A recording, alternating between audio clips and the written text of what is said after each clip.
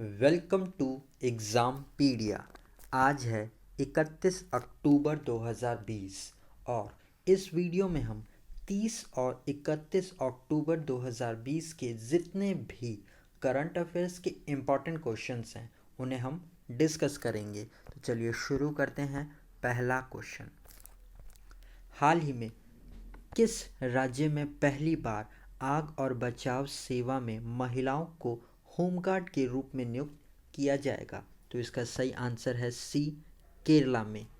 तो अभी केरला सरकार ने कहा है कि राज्य के इतिहास में पहली बार फायर और रेस्क्यू सर्विसेज में होमगार्ड के रूप में महिलाओं को नियुक्त किया जाएगा। तो केरला सरकार के अनुसार इस पोस्ट के लिए महिलाओं के रिजर्वेशन को 30% तक किया जाएगा।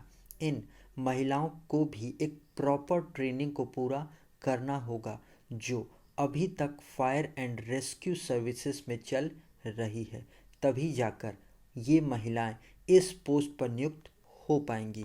तो आप इसे ज़रूर याद रखिएगा कि देश में पहली बार केरला में फायर एंड रेस्क्यू सर्विसेज में महिलाओं को भी नियुक्त किया जाएगा। अब हम आगे बढ़ते हैं। हाल ही में NHAI ने राजमार्ग के बुनियादी ढांचे की बेहतरी के लिए किस IIT के साथ समझौता किया है? तो इसका सही आंसर है ए, IIT जोधपुर के साथ। तो अभी हाईवे इंफ्रास्ट्रक्चर की बेहतरी के लिए विशेषज्ञता साझा करने के लिए national highway authority of India और IIT जोधपुर ने आपस में समझौता किया है। ये समझौता NHAI और IIT जोधपुर ने इंस्टीट्यूशनल सोशल रिस्पॉन्सिबिलिटी के तहत किया है। इसमें संस्थान ने अपने संकाय और छात्रों के साथ स्थानीय आवश्यकता, संस्थान क्षमता के सहयोग से हाईवे की बेहतरी के लिए काम किया जाएगा। तो इसे भी आप ज़रूर याद रखिएगा। अब हम आगे बढ़ते हैं। हाल ही में किसने छात्रों के लिए फेस रिकॉग्निशन सिस्टम को शुरू किया है? तो इसका सही आंसर है ए, CBSE ने। तो अभी central board of secondary education ने 10वीं और 12वीं के इस साल की बोर्ड एग्ज़ाम दे चुके छात्रों को उनकी मार्कशीट और पासिंग सर्टिफिकेट डाउन करने के लिए फेशियल रिकॉग्निशन सिस्टम को शुरू किया है। यहाँ पर फेशियल रिकॉग्निशन सिस्टम से आपको कुछ याद आया होगा कि अभी कुछ दिनों पहले ही हमने पढ़ा था कि नेशनल आइडेंटिफिकेशन डाटाबेस में फेशियल वेरिफिकेशन अटैच करने वाला दुनिया का पहला देश सिंगापुर बना था। तो इस पॉइंट को भी आप ज़रूर याद रखिएगा। यहाँ पर CBSE central board of secondary education ने 2020 में दिए हुए बोर्ड एग्ज़ाम्स के छात्रों के लिए फेशियल रिकॉग्निशन सिस्टम को अटैच किया है। अब हम आगे बढ़ते हैं। हाल ही में अंतर्राष्ट्रीय यात्रियों के लिए ई-बोर्डिंग सुविधा शुरू करने वाला पहला हवाई अड्डा कौन सा है? तो इसका सही आंसर है ए, हैदराबाद इंटरनेशनल एयरपोर्ट। तो अभी हैदराबाद इंटरनेशनल एयरपोर्ट ने घरेलू यात्रियों के अलावा इंटरनेशनल पैसेंजर्स के लिए भी कॉन्टैक्टलेस ई बोर्डिंग सुविधा को शुरू किया है। इस तरह से देश के बाहर जाने वाले यात्रियों के लिए कॉन्टैक्टलेस ई बोर्डिंग शुरू करने वाला ये देश का पहला हवाई अड्डा बन गया है। तो इसे भी आप ज़रूर याद रखिएगा। अब हम आगे बढ़ते हैं। हाल ही में किस भारतीय राज्य ने अन्य राज्यों से शराब लाने पर प्रतिबंध लगाया है? तो इसका सही आंसर है बी, आंध्र प्रदेश ने।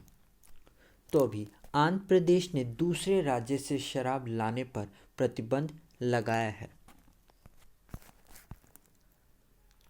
यहाँ के जो मुख्यमंत्री हैं जगन मोहन रेड्डी, उनके इस कदम को राज्य में शराब की खपत को कम करने और लोगों के जीवन में गुणवत्ता में सुधार करने के उपाय के रूप में भी देखा जा रहा है। तो इसे आप ज़रूर याद रखिएगा कि आंध्र प्रदेश सरकार ने बाहर से शराब लाने पर प्रतिबंध लगाया है।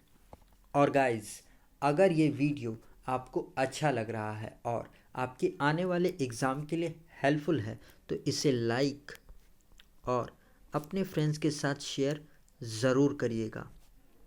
और अगर आप इस चैनल पर नए आए हैं और इस वीडियो को पहली बार देख रहे हैं तो आप जाते हुए इस चैनल को सब्सक्राइब ज़रूर करिएगा, जिससे कि आपको आने वाले वीडियोस के नोटिफिकेशन मिल सके, और पास में आए हुए आइकन को भी ज़रूर प्रेस करिएगा, जिससे कि आपको टाइम पर नोटिफिकेशन मिल सके। अब हम आगे बढ़ते हैं।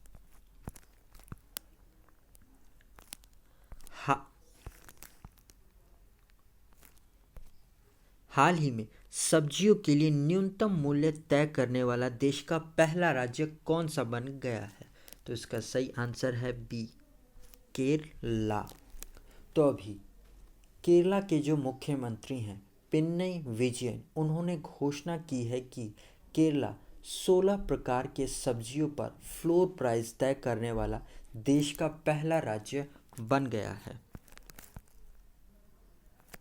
इस योजना को 1 नवंबर 2020 से लागू किया जाएगा और पहली बार राज्य में उत्पादित सब्जियों के लिए फ्लोर प्राइस यानी कि न्यूनतम मूल्य तय की गई है।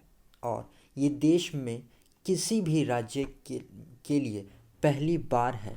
इससे किसानों को सहायता के साथ साथ राहत भी मिलेगी। तो आप इसे ज़रूर याद रखिएगा कि देश में पहली बार किसी भी राज्य के द्वारा सब्जियों के लिए न्यूनतम मूल्य तय की गई है, यानी कि एमएसपी। तो आप इसे ज़रूर याद रखिएगा।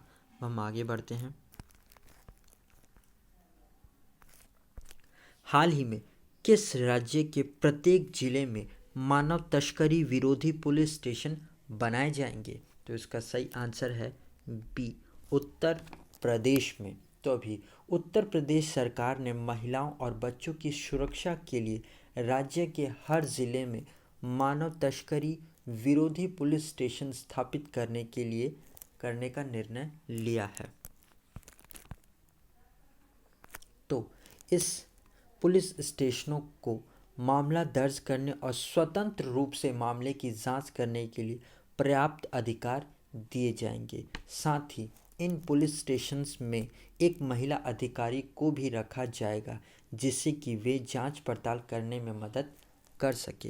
तो आप इस पॉइंट को ज़रूर याद रखिएगा कि ये पहली बार है देश में जब यहाँ पर हर ज़िले में एक मानव तस्करी विरोधी पुलिस स्टेशन बनाए जाएंगे। अब हम आगे बढ़ते हैं। हाल ही में किसने कैशलेस भुगतान को प्रोत्साहित करने के लिए रुपए फेस्टिव कार्निवल शुरू किया है? तो इसका सही आंसर है सी, एनपीसीआई ने। तो अभी national payment corporation of India ने अभी हाल ही में रुपए फेस्टिव कार्निवल नाम से एक अभियान को शुरू किया है। इस अभियान के तहत संस्थान रुपए कार्ड का उपयोग करके अलग अलग ब्रांडेड प्रोडक्ट्स की खरीद पर 65% तक लाभ और छूट प्रदान कर रहा है। और ये सब कॉन्टैक्टलेस और कैशलेस पेमेंट को प्रोत्साहित करने के लिए किया जा रहा है। तो इसे आप ज़रूर याद रखिएगा, ये अपने आप में बहुत इम्पॉर्टेंट क्वेश्चन है। अब हम आगे बढ़ते हैं। हाल ही में किस राज्य में रानी पद्मावती का स्मारक बनाने की घोषणा की गई है? तो इसका सही आंसर है सी, मध्य प्रदेश में। तो अभी मध्य प्रदेश के जो मुख्यमंत्री हैं शिवराज सिंह चौहान, उन्होंने घोषणा की है कि रानी पद्मावती का एक स्मारक मध्य प्रदेश की राजधानी भोपाल में बनाया जाएगा।